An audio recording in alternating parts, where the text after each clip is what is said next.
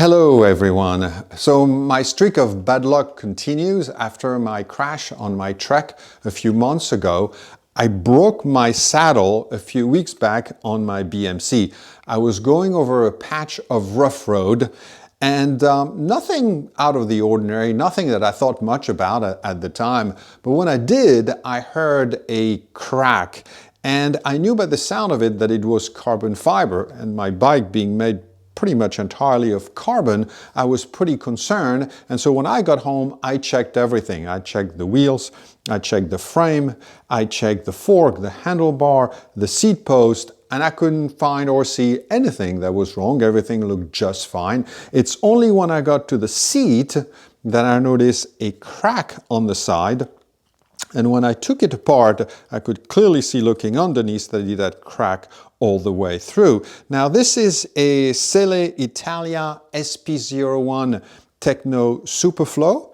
I've had that saddle for 6 months, so that's quite disappointing. I am a 155-pound rider, so I don't think I'm a particularly heavy. And there is a sticker here underneath that states that the saddle passed quality control, and I don't doubt that it did, but when I look at it, it's clear to me that the carbon fiber is twisted at the spot right where it broke. So I think this saddle had a manufacturing defect, and which is why it broke. Now, I've been riding Selle Italia all my life. I love Selle Italia. They fit my anatomy really well, and of all my years of riding, I never had any kind of issue with them, so I'm not going to hold it against them. I guess those things happen. So, of course, I got a new saddle. I got an SP01 Tekno Boost. So it's the same design as the Superflow, with some two key differences. First, the Superflow has padding on top. Both are full carbon saddle. The Boost does not. The Boost just is pure carbon. The second thing is that when you look at it, you can clearly see that the Boost has a shorter nose than the Superflow, which personally I prefer. I found the nose of the Superflow to be a little bit too long. It would get caught on my bib sometime when I would move in and out of the saddle or on and off the bike, and I haven't had that issue at all with the Boost, so I prefer the shorter nose of the Boost. So I have ridden the Superflow for several thousand miles for 6 months, and I've put several hundred miles on the Boost. So I'm going to tell you my take on it. What do I think? My experience. Would I recommend the Boost? Do I regret buying it? What are the differences between the two saddles, and my conclusion? So stick around. By the way, I have a new intro. I revamped it pretty severely. I have added some special effect that I did myself on Motion 5. So let me know what you think. Drop me a comment. Do you like it? What do you think? I'd appreciate.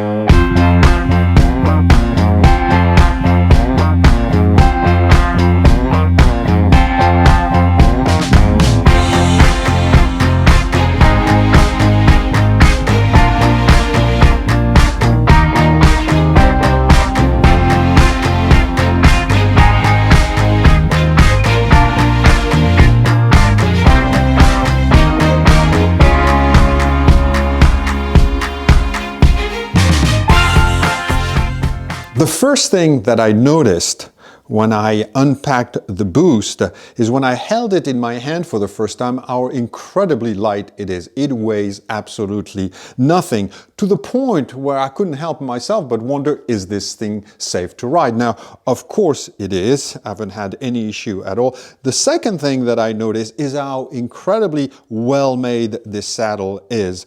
And compared to the Superflow, it makes the Superflow looks very rough and industrial. The edges of the Superflow are very rough and very sharp, actually, which is one of the reasons that I would get caught in it. Not so with the Boost. In the Boost, all the edges are a little thicker, rounder, and much smoother.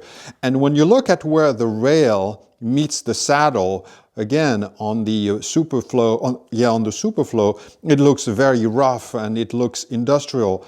On the Boost, it's almost look like it's one piece. It's so incredibly well made. So the quality between the two saddles is very apparent. The weave, the carbon weave of the Boost is just amazingly beautiful. And overall, it just is a work of art. Not so for the Superflow. And when you compare the two next to one another, there is a big difference in the quality of construction of those two saddles. The Boost is made by Selle Italia, but it was designed by an Italian company called Dallara.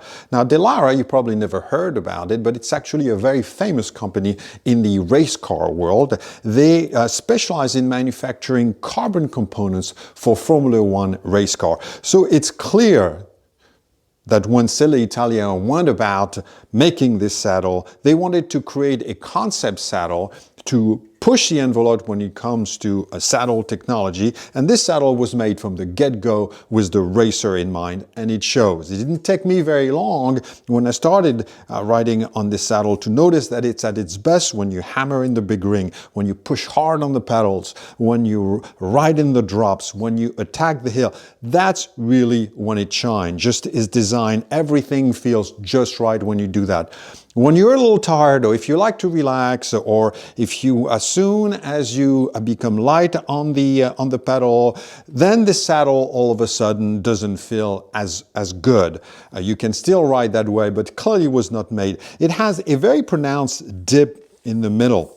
At first I was a little concerned about the dip is much more pronounced than the Superflow, and I was afraid that it was going to prevent me from being able to move in and out of the saddle, which it does not, by the way. This is a great saddle at moving in and out. But what it does is really allows you to anchor yourself on the saddle, and you can really focus on your position and on the tempo and hammer it. I've noticed a difference when it comes to that with regard to the Superflow. When you do that with the Superflow, you move around a little bit, not with this saddle. You are really anchored in there, and it allows you to transfer all the power to the pedal and to be as efficient as possible. So what would I say about this saddle? Is it a better saddle than the Superflow? I think so. I think that it is better made than the Superflow. I think it is better designed than the Superflow. I think it's a much better looking saddle than the Superflow, but it is better for the Superflow under very specific conditions. It is better than the Superflow if you like to ride hard, you are a competitive A-rider, you are a racer, then this saddle shines. The Superflow is a much more versatile saddle. It will satisfy a greater variety of rider, and also it will provide you more comfort over a long ride. The Boost is not that great past 3 to 4 hours. No matter what, if you ride more than 3 to 4 hours, then you start noticing some level of discomfort. Nothing that will cause you to stop or that will cause you to lose performance, but you start noticing that you're sitting on a very hard surface. I would say that I can easily ride the Superflow 1 to 2 hours more before I start feeling the same level of discomfort.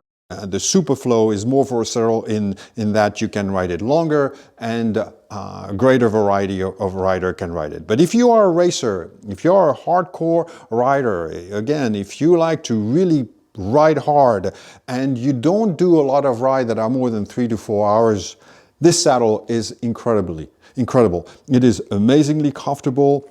It is designed to perfection for just that, and it is just beautiful to look at. So, do I regret buying it? Absolutely not. I really enjoyed it, but again, it fits my anatomy and it fits my riding style very well. So make sure that it does. But if it does, it's a great saddle. Is it worth $550, which I think is roughly the MSRP? I'm not so sure about that. If money is no object and you enjoy beautiful things, well, by all means, go for it, and it fits your riding style. The reason I bought it, I found it on discount for close to 40%, so I paid nowhere near the MSRP, which is the reason I got it. I think the Superflow is in the $250 to $300 range, so not a cheap saddle by any means, but significantly cheaper. Is it a good saddle as well? Yes, it's not as focused as this one.